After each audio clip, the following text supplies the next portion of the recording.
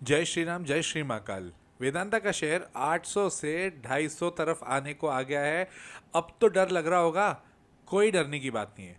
ये एक एडजस्टमेंट है और इस एडजस्टमेंट का होना तय था और उसकी डेट भी 1 मई थी।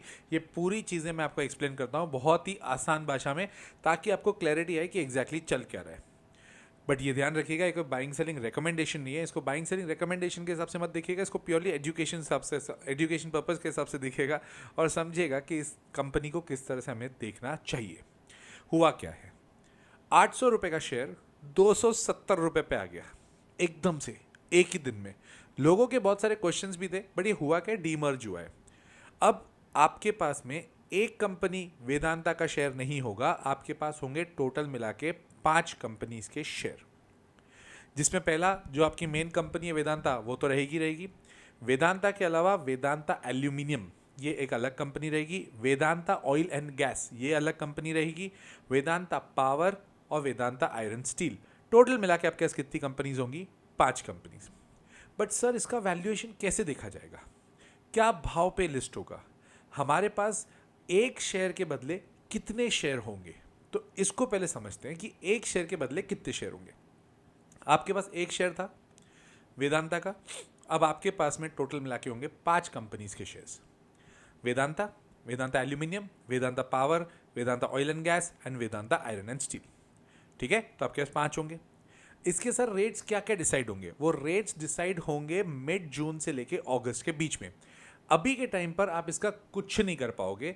क्यों? क्योंकि अब आपका जो एक शेयर 800 रुपये का हुआ करता था, अब वो ऑलरेडी 270 रुपये का हो गया है, तो आप इस पर लॉस बुक करोगे क्या? तो दूसरी कंपनीज जो आपको 4 मिलेंगी ना, उसकी कॉस्ट मानी जाएगी जीरो, क्योंकि उसके लिए आपने कुछ पे तो किया नहीं है। बराबर। तो एक जगह आप पूरा लॉस देख रहे होगे और दूसरी जगह सारी कंपनीज आपको जीरो कॉस्ट प्राइस में मिलेगी, जिसका भाव 200-250 के करीब करीब कुछ होना चाहिए। यहां तक क्लियर है? तो आपको ये चीज समझ में आ गए कि वेदांता एक कंपनी 800 की 250 हो चुकी है, वो 550 का जो लॉस है वो उससे कवर होगा कि आपको 550 रुपए तक की वैल्यूएशन के शेयर्स मिल जाएंगे इन चारों कंपनियों की, जिसकी कॉस्ट प्राइस होगी जीरो, क्योंकि आपने कुछ पे नहीं किया। इसको बोलते हैं डीमर्जर का एडजस्टमेंट। 1 मई को ये होना तय था, कोई ये बहुत बड़ी बात नहीं थी। 30 अप्रैल की इसकी डेट थी और 1 मई को बोलते हैं इसकी रिकॉर्ड डेट। तो रिकॉर्ड डेट के दिन ये चीज़ होनी थी। ये चीज़ क्लियर हुई? आपको क्या मिलने वाला है, ये भी चीज़ क्लियर हुई? क्या ये कंपनी के लिए बेनिफिशियल होता है? एज ऑफ नाउ आपने जितने भी डीमर्जर देखे हैं, सिर्फ टाटा के छोड़ दूं मैं उसको, सारे डीमर्जर्स में लॉन्ग टर्म में अच्छा एक वैल्यू क्रिएट हुआ है एज अ ग्रुप। अभी आपको एक शेयर था 800 रुपये का, आप देखना आगे ना पीछे जाके 2-3 साल में आपको इसकी मल्टी बैगर जो यूनिट्स मिलेंगी ना, आपको उसमें मज़ा बहुत आएगा। ठीक है, तो इसको प्लीज़ समझिएगा। दूसरी चीज़, अगर आप मेरा एक्सक्लूसिव कंटेंट देखना चाहते हैं जिसमें मैं ये सब चीज़ें और डीप में बताता हूँ और ब्रूटली भी बताता हूँ और क्लियर बताता हूँ, क्योंकि उस ग्रुप में एक ही स्लोगन है, you comment I make. That means कि आप उस ग्रुप में जो भी कमेंट करेंगे, मैं सारे मैसेजेस पढ़ता हूँ, नाम के साथ कंपनियों के आपको डिटेल भी बताता हूँ कि आपने ये वाली कंपनी के लिए पूछा था, वो बता रहा हूँ मैं उसके बारे में। बहुत मज़ा आता है।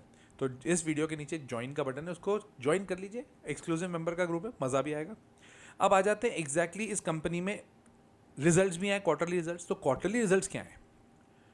मेरे हिसाब से अभी तक के वेदांता के सबसे वन ऑफ द प्रॉम्प्ट और बढ़िया रिजल्ट्स में से है। कारण बताता हूँ। मेरे को एक चीज़ का बहुत कंसर्न होता है कि कंपनी का डेट कितना है, मतलब लोन कितना है। कंपनी ने काफ़ी लंबा डेट रिडक्शन किया है, बहुत लंबा डेट रिडक्शन किया है, जो क्लियरली उनकी इंटरेस्ट कॉस्ट में भी दिख रहा है। ठीक है, अब अपन पहले पहले सेल्स और रेवेन्यू को देख लेते हैं। मार्च 26 में 29,251 करोड़ की सेल हुई। मार्च 25 को अगर मैं कंपेयर करूं, जिसको हम ईयर ऑन ईयर बोलते हैं, 19,184 करोड़ की सेल थी। तो इफेक्टिवली अगर आप देखोगे तो 10,000 करोड़ से आपकी सेल्स बढ़ी है, इफेक्टिवली अराउंड 50% से ऊपर। Right, that's good.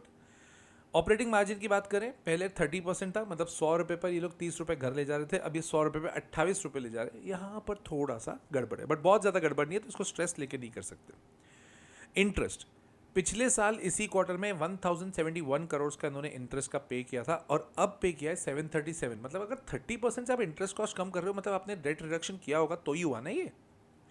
That's good. Profit after tax जो पहले 4,961 करोड़ का था वो बढ़कर हो गया है 9,352 करोड़। कंपनी काम तो कर रही है, बस अच्छा काम कर रही है, इसमें कोई डाउट ही नहीं है मेरे को। ठीक है, रही बात, इसको दिसंबर क्वार्टर से भी कंपेयर करते हैं। दिसंबर क्वार्टर में सेल्स थी 25,385 करोड़ की, जो बढ़कर 29,251 हुई। गुड जॉब, बढ़िया चल रहा है, कोई डाउट नहीं है। इसके अलावा ऑपरेटिंग मार्जिन पहले 29% था, 28, मतलब आप ऑपरेटिंग मार्जिन के हिसाब से देखोगे ना तो ईयर ऑन ईयर भी घटा है और QOQ भी घटा है, पर ठीक है, एक आधी % से ऊपर नीचे हुआ है। वॉर की सिचुएशन भी थी तो उसको थोड़ा कंसिडर कर सकते हैं। इनफैक्ट पिछले क्वार्टर में उन्होंने ब्याज ज़्यादा भरा था, ड्यू डेट्स होंगी उसके चक्कर में। प्रॉफिट्स 7,800 करोड़ से बढ़कर 9,352 करोड़, स्टेबल है। अब रही बात प्रमोटर्स, तो प्रमोटर्स के पास में 56% का स्टेक है, FIIs के पास 14% का है, DIIs के पास 13 है। मतलब ये जो तीन, देखो क्या होता है ना, FIIs, DIIs, प्रमोटर्स और पब्लिक, इन चारों को अगर आप कंपेयर करने जाओगे तो मिनिमल नॉलेज किसके पास होगा? पब्लिक, कंपनी के बारे में पब्लिक। प्रमोटर को तो अंदर की पूरी कहानी पता होगी। अगर प्रमोटर अपना स्टेक बढ़ाता है तो दैट विल बी पॉजिटिव, क्योंकि उसे ही सब चीज़ें पता होगी डिटेल में। FIIs के पास बहुत सारी एजेंसीज होती है जहाँ पर ये लोग और एनालाइज करते हैं, एनालिसिस करते करते करते करते करते आगे बढ़ते हैं, तो इनके पास में नॉलेज भी होगा। DIIs, डोमेस्टिक इंस्टीट्यूशनल इन्वेस्टर्स, तो इन लोग के पास और भी नॉलेज, इनके तो म्यूचुअल फंड्स है, म्यूचुअल फंड्स में तो आपको पता है एनालिस्ट होते ही होते हैं। पब्लिक के पास क्या है? जनरल पब्लिक के पास में सिर्फ न्यूज़ की खबर, जो कि न्यूज़ का इम्पैक्ट होने के बाद आता है। तो अगर पब्लिक का शेयर होल्डिंग कम है ना, दैट्स पॉजिटिव किसी भी कंपनी में। ये रूल बना लो, ये रूल सीख लो, समझ लो इस रूल को, तो आपको मज़ा भी आएगा चीज़ों को देखने में, राइट। म्यूचुअल फंड्स देखते हैं। म्यूचुअल फंड्स काफ़ी अच्छा काम कर रहे हैं, दैट मीन्स 4% तो आदित्य बिरला वालों ने ही खरीद लिया है, दैट इज़ गुड। उसके बाद यूनिटी फ्लेक्स वालों ने 1% खरीदा है, कोटक निफ्टी अल्फा ने भी 2% खरीदा है। मतलब majority of the people are buying, majority of the share holder, ये mutual funds are buying only. Reason बहुत सिंपल है, सबको डीमर्जर का वैल्यू पता होता है। अब आपके दिमाग में आएगा सर अभी ले ले क्या? नहीं भाई, अभी लेने जाओगे तो ऑटोमेटिकली अभी आप 270 रुपये पे खरीदोगे, आपको पता ही नहीं है बाकी चारों कंपनियों का क्या वैल्यूएशन है।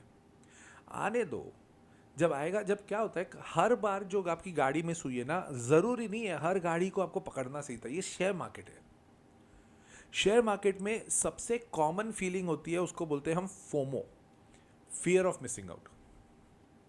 सबके साथ होता है, आपके साथ होगा, हमारे साथ भी होता है यार। अगर कोई आपको बोल दे, एनालिस्ट ऐसा बोल दे या कोई ऐसा बंदा आपको बोल दे जैसा मैं बोलता हूँ हमेशा मार्केट वैसे ही चलता है, गलत बोल रहा है, गलत बोल रहा है। आपको ये समझ में आना चाहिए, मार्केट है। हाँ, हम लोग और डीप में जाके समझते हैं, आपको और डेटा आके प्रोवाइड करते हैं। इसका ये मतलब नहीं जो हम बोलेंगे वो मार्केट वैसे ही करेगा। अगर कोई बोल देता है मैं जैसा बोलता हूँ मार्केट वैसे ही रिएक्ट करता है, 2 कदम दूरी बना लो, ठीक है, मार्केट है वो, राइट। तो इसके अलावा आपको यही चीज़ें सारी एकदम डिटेल में सीखनी है, एकदम डेप्थ में सीखनी है, तो मेरा कोर्स है ना यार, द लॉजिकल इन्वेस्टर, उसको ज्वाइन कर सकते हो आप।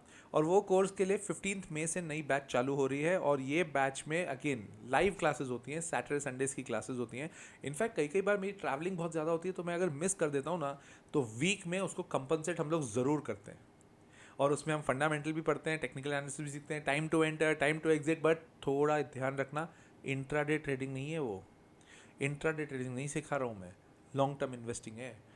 कंपनी की बैलेंस शीट कैसे पढ़ते हैं, फंडामेंटल्स कैसे चेक करते हैं, वॉर में क्या करते हैं, अमेरिका के सिचुएशन में कैसे से डील करना चाहिए हमें मार्केट से, वो सब सिखाता हूँ। नींद अच्छी आएगी और साथ ही साथ डर खत्म हो जाएगा। तो अगर करना चाहते हो, स्क्रीन पर नंबर है, उसको आप ज्वाइन कर लीजिएगा।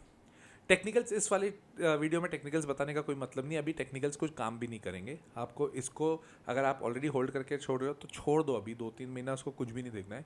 फ्रेश एंट्री कोई सेंस नहीं बनता एज ऑफ नाउ, मेरे पास वैसे भी नहीं है। मैं वेदांता में अभी भी, मैंने लास्ट वीडियो जब बनाया था तब क्लियरली बताया था कि मैं इन्वेस्ट करने के मूड में अभी हूँ नहीं। नालको है नालको ने काम कर दिया है, जो अपने को चाहिए था वो हो गया, राइट। बाकी देखेंगे अगले में। टिल देन, जय श्री राम, जय श्री महाकाल।